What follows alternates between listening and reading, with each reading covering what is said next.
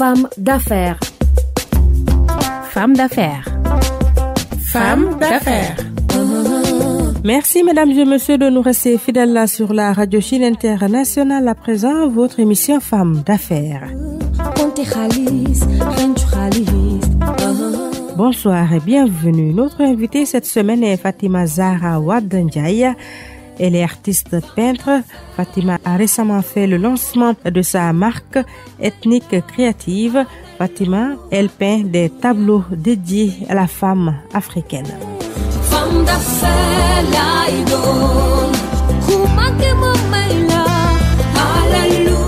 Bonsoir Fatima. Bonsoir Fatmata, comment ça va? Ça va bien, merci. Alors pour commencer une présentation, dites-nous qui est Fatima Zahra Wade Ndiaye. Donc je vous remercie déjà pour l'invitation. Fatima Zahra est maman, j'ai 3 enfants et je suis entrepreneur, mais récemment j'ai rejoint ma passion qui est la peinture et le design. On va parler des études que vous avez eu à faire également. Moi, j'ai suivi des études, j'ai eu mon bac G, bac gestion, et après je suis allée à l'université, à la faculté des sciences économiques. J'ai fait quelques années, puis je suis allée à l'école polytechnique de Dakar. J'ai fait des études, j'ai eu mon diplôme en tant que comptable, et voilà, j'ai fait la gestion. C'est un peu paradoxe à ce que je fais maintenant. Mais j'ai travaillé pendant quelques années par rapport à ça et après j'ai fini par entrer dans le monde entrepreneurial. Mais pourquoi la comptabilité? C'est un rêve? Non, c'était pas tellement un rêve, mais je sais que j'étais dans les sciences exactes. J'aimais plus les sciences exactes parce que j'ai commencé par la série S. J'ai fait la série S. Ça a coïncidé la perte de ma mère. Après, je l'ai pas bien réussi. J'ai viré vers G. Donc, c'était pas un rêve, mais je me sentais plus vers les sciences que vers la littérature, bizarrement. Très jeune, c'était quoi le rêve de Fatima? Très jeune, j'aimais bien être une aventurière. J'aimais découvrir, j'aimais voyager, j'aimais découvrir des peuples différents, j'aimais découvrir des cultures différentes et j'aimais beaucoup bricoler. Ça, c'était depuis mon bas âge. Je bricolais, je dessinais, sans pour autant savoir que je pourrais le faire un rêve. Mais c'était toujours là, c'était présent. Mais en dehors de ça, je voulais juste être une aventurière. Le métier? Donc, non, j'étais plus proche de tout ce qui est social, tout ce qui est proche des gens. Peut-être que j'aurais pu être avocate ou médecin. Peut-être à l'époque, c'était ça. C'était pas très clair en voulant un métier exact, mais tout ce que je voulais étant enfant, je voulais être plus proche des gens. C'est ce que j'avais comme rêve. Et mon art me permet de vivre. À la FASEG, vous avez opté pour la gestion? C'était une formation finance compta. Et je suis sortie en tant que financière en comptabilité. Et juste après votre formation, vous avez eu à faire quelques stages? Oui, juste après ma formation, j'ai eu la chance de travailler dans certaines banques de la place, dans certaines sociétés de la place, jusqu'à sentir que je ne pouvais plus rester entre 4 murs et faire la même chose tous les jours. Je dis pas que la comptabilité n'est pas un métier extraordinaire, mais seulement que je sentais beaucoup plus d'énergie que j'avais en moi, que je voulais exploiter. Donc, je suis sortie, j'ai entrepris, donc j'ai fait beaucoup de choses. Donc, jusqu'à arriver à ouvrir une agence événementielle, plus un service traiteur. Après les stages et autres, vous avez quand même travaillé en tant qu'employé quelque temps, durant quelques années? Oui, parfaitement. J'ai été à Novotech, j'ai été à l'Algéroute en tant que, toujours dans la comptabilité. J'ai été à Sénat, donc oui, j'ai eu la chance de travailler. Mais finalement, je suis rentrée dans l'entrepreneuriat et puis voilà, jusqu'à aujourd'hui, je vous parle. Et quelle est cette expérience-là qui vous a le plus marqué durant votre carrière professionnelle? Pendant mon parcours, voilà, dans la comptabilité. Je pense que c'est mon premier stage, je pourrais dire. C'est mon stage à la CBAO. C'était ma première expérience en tant en tant qu'employée et j'aimais bien ce que je faisais, j'aimais bien l'atmosphère, j'aimais bien le climat qui se passait entre les employés. Ils me protégeaient, ils m'enseignaient tellement de choses et je me suis sentie utile pour une toute première fois. Je me suis sentie utile parce qu'à l'école, c'était les devoirs, c'était les cours, mais là, on fait autre chose. C'était la vie réelle. Je pense que l'expérience qui m'a beaucoup plus marquée, c'était là-bas. Parce que après les autres choses, c'était la même répétition, c'est la comptabilité partout. Donc voilà. Et quelque temps après, vous avez décidé de vous lancer dans l'entrepreneuriat. Oui, tout à fait. C'est venu comment cette idée-là? D'abord, avant de parler des tableaux que vous faites aujourd'hui, vous avez choisi de vous lancer dans l'événementiel. Oui. Comment est née l'idée? Donc mon histoire avec l'entrepreneuriat, je pense que c'est un peu différente par rapport aux autres qui se sentent attirés dans un domaine et ils ont laissé leur boulot et ils sont partis se jeter pour aller accomplir un rêve. Par contre, moi, mon histoire, ça n'a pas été comme ça. Moi, c'était plutôt pour m'échapper. C'était plutôt pour sortir des bureaux et être un peu libre. Je pense que c'était juste ça. Et après, je me suis sentie j'avais beaucoup d'énergie. J'aimais bien organiser, j'aimais bien challenger, j'aimais bien, je pense que les qualités que j'avais m'ont poussé à faire l'événementiel. Parce que dans l'événementiel, il faut coordonner, il faut organiser, il faut préparer, il faut aussi décorer. C'est ce que j'adorais beaucoup, ce que j'ai beaucoup aimé dans l'événementiel. Coordonner avec les gens, être en contact avec les gens, j'aimais beaucoup ça. Donc, je pense que j'ai atterri dans ça à cause de ces facultés-là et à cause de ma nature. Mais c'était risqué quand même d'abandonner comme ça son emploi fixe et se lancer dans l'entrepreneuriat avec une incertitude. Je vous jure que quand on se sent plus à l'aise et quand on se sent comme étouffé, quand on part, on ne réfléchit même pas. Parce que en ce moment-là, je me disais la vie est courte, je suis là entre quatre murs, je me sens pas à l'aise dans ce que je fais, bien que c'était un boulot avec beaucoup de demandes de résultats, d'objectifs à atteindre, mais je me sentais pas à ma place. Moi, je tente toujours les choses. Je me dis à chaque fois que j'ai quelque chose dans la tête, j'essaye de tenter. Et aussi, ça a coïncidé avec un événement important dans ma vie. Au moment où j'ai arrêté, j'ai eu mon premier fils. J'ai eu mon premier enfant. Et quand j'ai eu mon enfant, ça s'est pas tellement bien passé. J'ai été opérée. Et je me suis dit, voilà, c'est l'excuse vraiment totale pour pouvoir laisser tout ça et attendre qu'ils grandissent. Et en ce moment-là, que j'ai entamé l'entrepreneuriat. Je suis pas retournée au bureau. Pas de regret aujourd'hui. Les difficultés quand même ne manquent pas. Pas du tout, pas du tout. Pas du tout. Si je devais conseiller quelqu'un, c'est que chacun suit son cœur. Et quand on suit son cœur, après pour se lancer quelque part, il faut savoir là où on se lance, si on a ces compétences-là, et si on l'aime, et si on est capable de le faire, ça va aller. Je n'ai pas de regrets. Je rappelle, mesdames et messieurs, que vous suivez votre émission Femmes d'affaires qui reçoit cette semaine Fatima Zahra Wade Ndiaye, elle est artiste peintre. Alors, Fatima, la peinture également, c'est une autre passion que vous avez. Oui. La peinture, pendant tout ce parcours que j'ai fait mes études, j'ai eu mon diplôme, j'ai travaillé, je suis mariée, je suis maman. Pendant tout ce parcours, la peinture est là. Soit là dans mon cœur, soit là j'étais en train de le faire. La peinture comme l'écriture, c'est quelque chose que je considérais comme un jardin secret. Un jardin secret, c'est-à-dire c'est quelque chose qui me complète. C'est quelque chose qui fait partie des choses que je reconnais le plus de mon enfance. Parce que les gens sont nostalgiques. Moi, c'est la peinture qui me rappelle mon enfance, qui me rappelle qui j'étais. Et aussi, j'ai eu une relation très forte avec ma maman, qui n'est plus là. Et c'est d'elle que j'ai pris tout ça. Donc, du coup, quand je fais ma peinture, j'ai l'impression d'être avec elle. Donc, je le faisais pour me calmer. Je le faisais pour les cris de cœur que j'avais pas la possibilité de faire, pour mes sentiments, pour évacuer mes émotions. Donc, la peinture a toujours été là. La peinture a ressurgi dans ma vie au moment où je traversais les moments les plus difficiles. Parce que j'en ai traversé. Les moments où je pensais que peut-être que je n'allais pas avoir de solution, c'est là que vraiment, et c'était là. Parce que tous les jours, j'avais envie de peindre quelque chose. Parce que ça, c'est le moyen que je trouvais pour communiquer ou pour me décharger. Donc, du coup, après, les gens, quelques-uns, ils ont découvert ça. Ils m'ont dit, bah, tiens, ça c'est joli, Zara, il faut partager. J'ai dit, mais non, ça c'est quelque chose pour moi.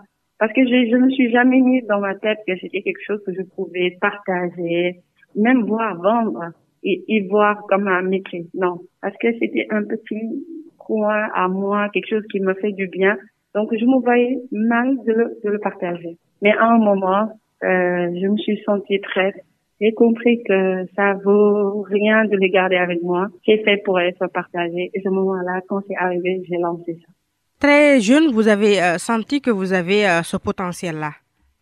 Oui, très jeune. On ne peut pas savoir qu'on l'a parce que c'est naturel. Très jeune, je me sens très habile. Très jeune, j'aimais bricoler. Très jeune, j'aimais façonner des choses. D'accord? Très jeune, j'avais un autre regard de la vie. Je voyais autrement les choses. Donc, du coup, ça m'a permis d'être inspirée sur mes créations et sur mes tableaux. Donc, je l'ai senti très jeune sans me rendre compte. Tu sais, parfois, on peut coacher un enfant en remarquant un atout chez lui et essayer de le former ou de le forger. Moi, ça n'a pas été ça. C'est carrément autodidacte. Ça veut dire, ça m'intéresse. J'essaie d'apprendre les autres techniques moi-même en faisant des recherches, en regardant d'autres faire. Donc, j'ai appris tout ça. Donc, très jeune, ça a toujours été là et j'ai marché à ça. Le premier tableau de Fatima? Mon premier tableau, et c'est toujours chez moi. Mon premier tableau, ça va être un peu difficile pour moi d'en parler parce que c'est quelque chose d'encore plus personnel. C'est encore plus personnel, mais j'ai eu la chance de pouvoir le mettre sur une toile et je le garde encore. Mais je suis désolée, je ne peux pas encore entrer dans les détails, mais sachez que c'est un tableau qui me marque beaucoup, qui au départ, je savais même pas ce que j'allais peindre. Mais j'avais juste l'intention de rendre hommage à quelqu'un, de rendre hommage à quelque chose, et j'ai finalement fini par peindre ça. Ça m'a beaucoup touchée, ça me marque beaucoup, et voilà. Et je garde ça, et j'espère le garder aussi longtemps que possible. Et c'est possible de décortiquer ce que vous avez eu quand même à faire comme expression par une autre personne? Pour ce tableau-ci ou pour les autres? Pour les autres tableaux, pour un tableau en général. Donc, si vous voyez la collection que j'ai sortie pour le lancement, on remarque toujours la présence de la femme. Et évidemment, les gens vont dire oui, elle est femme, elle va essayer de défendre leur cause. En fait, la femme, c'est un être que je donne beaucoup de respect, que j'essaie de valoriser. Moi, j'admire la femme, j'admire son courage, j'admire son quotidien, j'admire ses défis et sa vie, son histoire, ses aventures. Et ça, je vais m'appuyer que sur les femmes qui ont été beaucoup plus proches de moi, c'est-à-dire ma mère, mes sœurs, mes tantes, ma fille même, vous voyez, ma grand-mère. Donc voilà, je prends référence sur elles. Et je les ai vues de vraiment beaucoup plus proches et je les admire. Donc du coup, on verra beaucoup de portraits femmes ou de situations qui vont vous rappeler à la femme. Ou de la reconnaissance, la relation entre une maman et sa fille, la naissance, le travail, l'entrepreneuriat chez la femme. Donc souvent, mes toiles tournent autour de ça. Souvent. Ce que ça allait voir, ça tourne autour de ça. Et ce sont ces genres d'émotions-là que c'est-à-dire c'est la nostalgie, c'est le rappel, c'est des souvenirs. Et parfois, c'est de l'abstrait. Surtout quand j'évacue des émotions fortes, bonnes ou négatives, c'est de l'abstrait qui sort. Et à travers les couleurs ou à travers la technique que j'utilise, on peut savoir que j'étais en colère ou j'étais pleine de joie. Et ce que je peux dire, c'est qu'après que j'ai fini, tout est dissipé. Si c'est de la bonne émotion, je vais le partager. Si c'était le contraire, au moins, grâce à cette toile, j'ai pu dissiper ça. Vous allez nous donner quelques cours, hein? Quand c'est de la colère, par exemple, vous utilisez quel type de couleur pour quand pouvoir... c'est de la colère, moi, je prends pas exactement, je dis pas, aujourd'hui, je suis en colère, c'est le rouge ou c'est le noir. Non, ça peut même être le bleu ou ça peut même être du rose. C'est la manière dont j'utilise la peinture sur la toile qui vous montre mes émotions. c'est la manière. Mais pour ça, il faut être expert pour pouvoir le savoir. Mais pas du tout, pas du tout. Moi, j'appelle même à ce que les gens aient l'œil artiste, puissent contempler une œuvre avec attention, puissent se connecter avec l'émotion que la personne est mise sur la toile. Parce qu'on peut le ressentir, c'est pourquoi les tableaux sont des choses magnifiques. C'est des choses extraordinaires qu'on peut pas expliquer. Donc, je me dis, devant ma toile, vous pouvez pas avoir une émotion, ça veut dire que j'étais pas totalement sincère quand je fais ça. Mais si je suis carrément sincère, calme, transparente, vous ne pouvez que ressentir les émotions que j'avais. Vous ne pouvez pas passer à côté. Et ça, il faut juste ouvrir son cœur, ses yeux, tous ses sens pour pouvoir ressentir. Donc, il faut se concentrer, regarder pendant des minutes, des heures. Il faut regarder, oui, il faut y aller. Je vous invite à participer aux expos quand vous les entendez. Il faut y aller. Allez-y avec les enfants. Laissez les enfants découvrir et laisser les enfants s'exprimer. Il faut tout le temps donner les enfants des feuilles vierges et des crayons de couleur. Ils vont exprimer leurs sentiments. L'enfant, c'est un petit homme. Il va pas pouvoir tout vous dire, mais il va évacuer. Ça va le permettre d'évacuer. Et quand on permet de dissiper, quand on a la chance de dissiper, après on devient une nouvelle personne. Une nouvelle page se s'ouvre et après on continue la vie. Mais garder, c'est pas bien. Fatima a eu à faire une certaine formation dans ce sens? Non, pas du tout. Autodidacte à 100%. Mais pour les techniques hautes, vous avez eu quand même à regarder oui. Je me suis formée toute seule.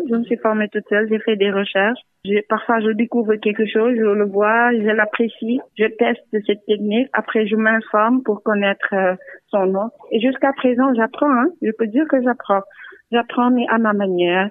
J'apprends pas quand je suis dans la rue. Parfois, j'apprends en étant sur Internet. Parfois, j'apprends en allant dans une expo. Parfois, j'apprends en parlant avec une artiste. Donc, les moyens sont plusieurs. Alors, on va marquer une pause musicale. Vous nous proposez quelle chanson? Je voudrais bien un Baaba Maal, mais qu'importe lequel. D'accord. À tout de suite pour la seconde partie de cette émission.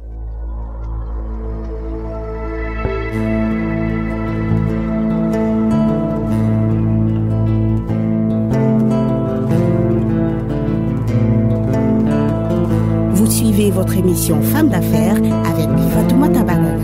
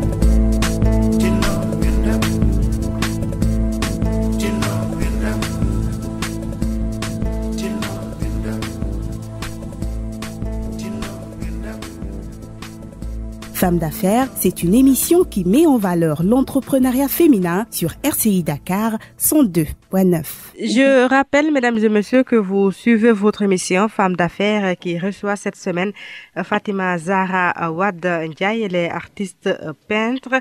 Fatima, en général, les thèmes que vous avez tournent autour de la femme, mais au-delà de cela, il y a d'autres aspects. Oui, vous savez, le milieu artistique est large. Moi, je voudrais peindre jusqu'à la fin de ma vie. J'espère que j'aurai la capacité de le faire. Donc, il y a tellement de choses dont on pourrait dire à travers nos créations. Moi, je me dis, l'artiste est comme une personne responsable parce que il a la chance de parler de ses coups de cœur ou de parler de l'actualité ou de parler sur un thème bien défini, que beaucoup de gens vont pouvoir voir ça ou partager. Il a cette magie-là, ce pouvoir. C'est pourquoi moi, je ferai partie des artistes engagés. Je vais utiliser mon art pour aider, pour rendre heureux, pour sensibiliser. Donc voilà, je pense que mes toiles, mon art, mes créations vont me permettre de participer et de parler sur plusieurs thèmes. Je vais pas me limiter à des thèmes bien précis. Ça, c'est juste parce que c'est mon début, c'est vrai, mais je suis une personne qui est sensible, qui tend l'oreille et j'ai envie de partager tout ce que je ressens à tout le monde. Et concernant l'immigration clandestine, vous avez prévu quelque chose pour cela?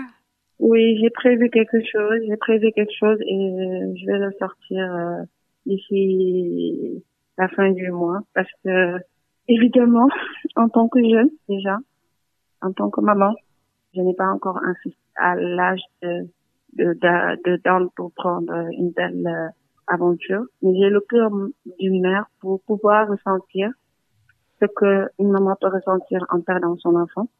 Donc, je pense que je vais appeler ce cœur-là en tant que maman, en tant que jeune, en tant qu'entrepreneur qui a essayé, qui a fait du chemin, et je vais parler avec ce cœur-là. Je vais essayer de proposer quelque chose qui pourrait vraiment partager la peine qu'une maman a ressentie pour avoir perdu son enfant, ou donner un conseil à ce jeune-là qui va entreprendre. Je pense que j'y vais avec ces genres de sentiments et d'idées. Pour la commercialisation des tableaux, en général, ça se passe comment? Ça, ce n'est pas très facile, mais il y a toujours des gens qui sont des amoureux de l'art. Et si on dit amoureux de l'art, ça veut dire que c'est très rare. Pas très rare, mais ce n'est pas, ça court pas dans la rue. Mais voilà, donc nous, soit c'est lors de nos expositions, soit on a des galeries qui puissent prendre nos œuvres et les exposer. Soit il y a des expositions, de grandes expositions et qui prennent nos œuvres, qui les louent. Donc il y a plusieurs sortes de ventes, de pouvoir vendre nos tableaux. Et aussi, il y a certains Sénégalais qui commencent vraiment à montrer leur attention ou leur amour vers l'art. Ça vient, mais c'est petit à petit, mais ça vient. Moi, j'y tiens. Donc, c'est pourquoi j'ai beaucoup de techniques pour faire aimer les gens à commencer à se procurer de ce genre de choses-là et les mettre dans leur intérieur. Parce que il y a une idée que les gens ont des tableaux. Oui, c'est quelque chose de cher. Donc, c'est vrai, parfois, ce n'est pas donné à tout le monde pour certaines artistes. Et il y a toujours une explication pour ça. Déjà, l'œuvre est unique, on ne le reproduit pas. La personne est la seule qui va l'avoir. Et aussi, c'est pas un produit utile ou un matériel qu'on vend. On vend vraiment du bonheur. On vend quelque chose qui peut vous parler, qui peut vous accompagner, et voilà. Donc, du coup, moi, je me pose pas trop de soucis par rapport à la vente, parce que une œuvre a été faite et c'est spécialement pour une personne. Et cette personne-là viendra pourquoi. Donc, je dois tout faire pour promouvoir et faire la promotion pour qu'ils puissent le voir. C'est juste ça. Ça peut venir n'importe où. Comme on dit, l'art n'a pas de prix. Non. Et tout à fait, exactement. Vous allez d'expliquer le sens du tableau? Oui. Donc, ça, oui, parce que chaque tableau a une explication. Ça n'a pas été fait par hasard, comme ça. Si la personne désire savoir, oui. Mais moi, j'ai vendu un de mes tableaux, la personne n'a même pas besoin de savoir.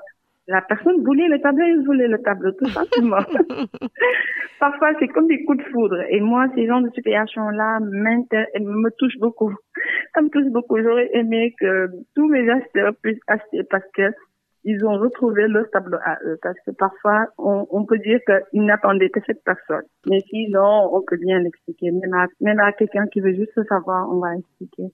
Même s'il n'a pas l'intention d'acheter. Mais la personne parfois change d'avis quand vous expliquez le sens. Mais non, au contraire, il lui donne encore plus de sens, plus de valeur quand on lui explique. Parce que les gens souvent ne pensent pas, ne savaient pas que un tableau puisse même avoir une âme, puisse vivre, puisse expliquer une histoire, puisse. Moi, parfois, moi-même, je peins mon tableau et mon tableau m'impressionne. J'ai l'impression que le tableau me parle moi-même. Je le regarde et j'ai l'impression que de ressentir le sentiment de la personne que je viens de créer. Et pourtant, je peux dire que la personne n'existe pas. Parce que j'ai pris de nulle part, j'ai juste peint une femme et je sens comme si elle a une histoire. Je sais pas, ça peut paraître tout fou, mais c'est notre cœur d'artiste. Je peux sentir moi-même. Et si je peux le sentir, ça veut dire que quelqu'un d'autre peut sentir ça. C'est des choses extraordinaires. Dans ce type d'activité, quelles sont les difficultés que vous avez? Ça, il y en a plusieurs. Déjà, le premier, c'est la possibilité de pouvoir exposer notre tableau. Il faut qu'on aille vers les gens qui sont intéressés. La deuxième, c'est les produits. Ils sont rares, les produits de qualité, ils sont rares, ils sont parfois très chers ici à Dakar.